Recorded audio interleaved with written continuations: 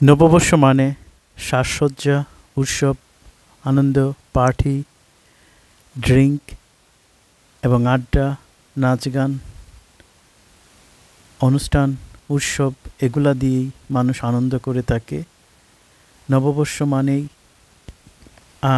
পান চাঞ্চল্য, party, dance, drink, আড্ডা। সারা জীবনই দেখে আসলাম ছোটোবেলা থেকে এই পর্যন্ত। যতবারই নববর্ষ করলাম ততবারই অত ছোটোবেলা বাংলাদেশে সেই রকম একটা পরিবেশ ছিল ভিন্ন, বাট এখনকার পরিবেশ হচ্ছে অন্যরকম। কারণ এখনকার সময়ে যারা প্রবাসে থাকে বা যারা ইউরোপের পার্টিগুলো সাধারণত একটু হইহুল্লা, আনন্দ উচ্ছ্বাসে ভরপুর থাকে। নববর্ষের পার্টি, এই পার্টিতে মানুষ গান বাজনা, ড্রিঙ্কস এবং উৎসব করে থাকে। সেই ধরনের উৎসবই আসলে নববর্ষে আমরা পেয়ে থাকি বা পাচ্ছি। এই ধরনের অনুষ্ঠান আমরা হয়তো সবসময় দেখি না।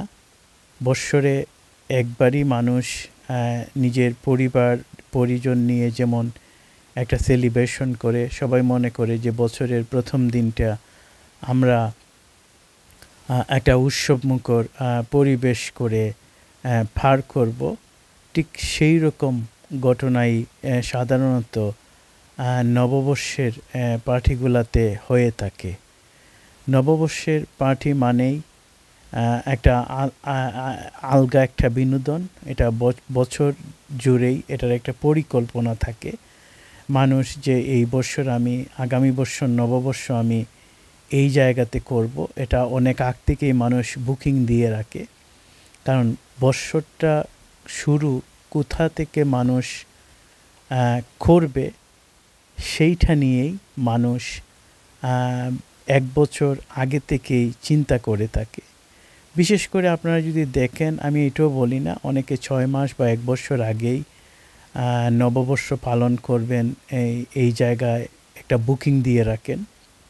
অর্থাৎ তার সবচেয়ে ভালো লাগার জায়গা, অর্থাৎ তার ফেভারিট প্লেসটাকেই নববর্ষের প্লেস হিসেবে এই ছুটি কাটানোর জন্য এবং নববর্ষে এই প্লেসটাতে তার বন্ধুবান্ধব নিয়ে আড্ডা, ডান্স, পার্টি এগুলা করার পরিকল্পনা মানুষ করে থাকে।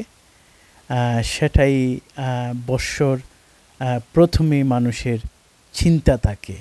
অর্থাৎ এই উন্নত বিশ্বে যে আমি আগামী বছর নববর্ষ কোথায় করব, সেই রকম একটা পরিকল্পনা মানুষের মাথায় 1 বছর আগেই থেকে এসে যায়।